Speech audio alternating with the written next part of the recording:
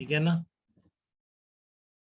Board के लिए important है ये वाला सोलेनॉइड का पार्ट। तो आपको solenoid is a wire around clearly wound clearly in the form of helix. ठीक है, this wire is coated with an insulating material so that the touching wires are insulated from each other. तो इस तरह से wire rap कर दिया एक cylinder के ऊपर। ठीक है, तो इस तरह के बहुत सारे क्लोजली स्पेस टर्न है। ठीक है ना, बहुत सारे टर्न बहुत क्लोजली रखे हुए।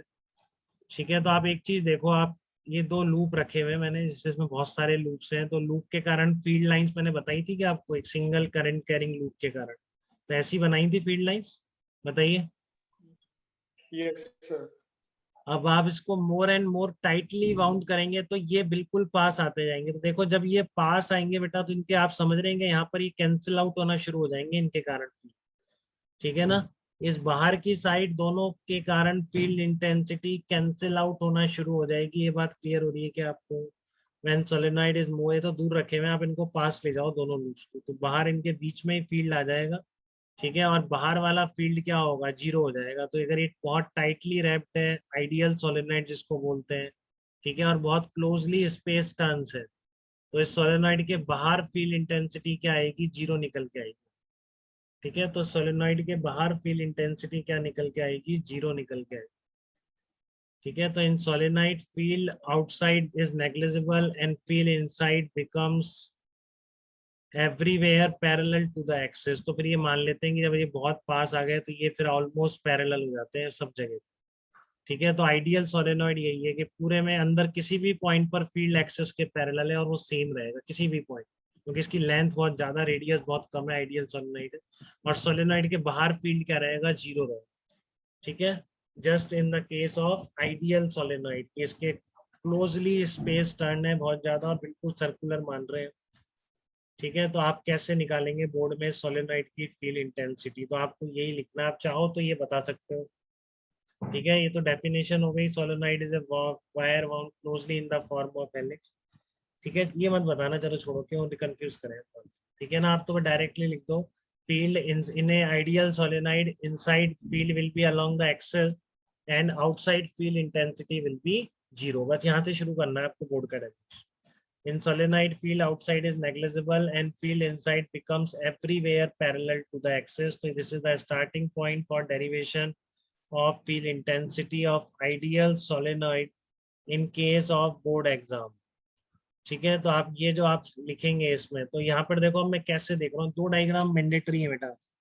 ठीक है, तो कंसीडर ये जो है आपकी इस तरह से देखो, एक लूप से बाहर आ रही है तो दूसरी साइड अंदर जाएगी करंट, फिर बाहर आएगी फिर अंदर जाएगी, इस तरह से तो रैपिंग है, फिर बाहर आएगी फिर अंदर। तो यहाँ पर जो बाहर आती हुई दिखेगी मैंने उसको डॉट से रिप्रेजेंट कर दी।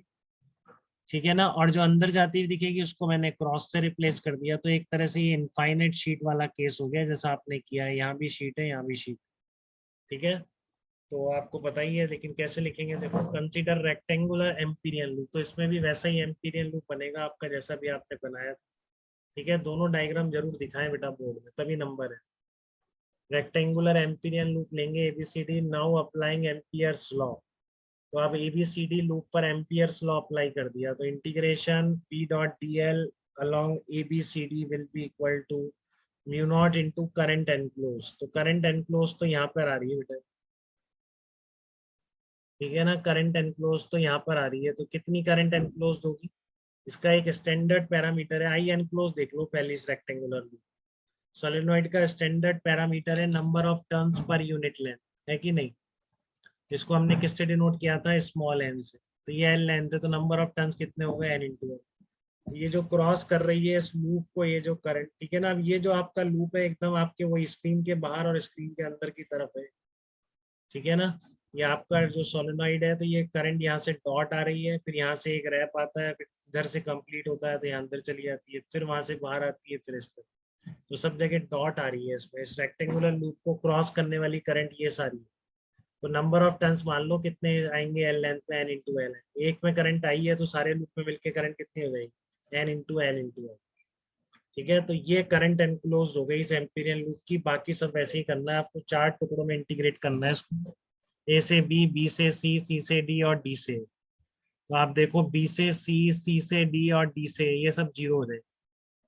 ठीक है ना। सी से डी वाला क्यों जीरो हो गया, क्योंकि आइडियल सोलेनोइड के बाहर फील्ड इंटेंसिटी जीरो। ठीक है, सी से डी वाला क्यों जीरो हो गया, क्योंकि आइडियल सोलेनोइड के बाहर फील्ड इंटेंसिटी क्या है, जीरो है, तो इसलिए सी से डी वाला जीरो हो गया। ठीक है, तो क्या बच गया आपके पास, B into L is equal to mu not I enclosed. I enclose कितना हो गया, एन एल इंटू आई, तो एल से एल कट गया है, तो फील्ड इंटेंसिटी कितनी आएगी आपकी, mu not I into small n. N क्या है आपका, number of turns per unit length कहलाए। ठीक है, स्मॉल एन क्या कहलाएगा, number of turns per unit length, this is the small n. तो फील्ड इंटेंसिटी इनसाइड सोलेनाइड कितनी आएगी आपकी, mu naught into I into small n. बोलिए, किसी को कोई डाउट है क्या, तो यहाँ तक कोई दिक्कत है क्या किसी को। तो ऐसे बोर्ड में करेंगे, इतना करेंगे बोर्ड में, पूरा पेज बोर्ड में लिखना पड़ेगा आपको, सोलेनोइड के अंदर फील्ड निकालने को बोला जाएगा। दो डायग्राम बनेंगे, पहले सोलेनोइड का, ठीक है, फिर इस तरीके से डॉट क्रॉस, फिर ये एम्पीरियन लूप, और फिर इंटीग्रेशन, ये सब बात। ठीक है, किसी को कंफ्यूजन यहाँ तक। इसके अलावा और कोई तरीका यूज नहीं करेंगे, वो फाइनाइट वाले से बोर्ड में नहीं निकाल के आएंगे, बोर्ड में फील्ड ऐसे ही निकलेगा सोलेनोइड का। ठीक है ना, एम्पियर्स लॉ से ध्यान करें, फिर बोर्ड का पूछते रहते हैं तो इतना बताता हूँ ना, बोर्ड की क्रूशियल बातें इनको नोट करा करें। इस सोलेनोइड का फील्ड आपको ऐसे ही निकालना है एम्पियर्स लॉ से, नहीं तो फिर कंफ्यूज होंगे, हम आपको पढ़ेंगे फाइनाइट सोलेनोइड के कारण भी निकाला है पहले, बट वो बोर्ड में थोड़ी नहीं करना है, बोर्ड वाला सोचेगा पता नहीं क्या किया है। ठीक है।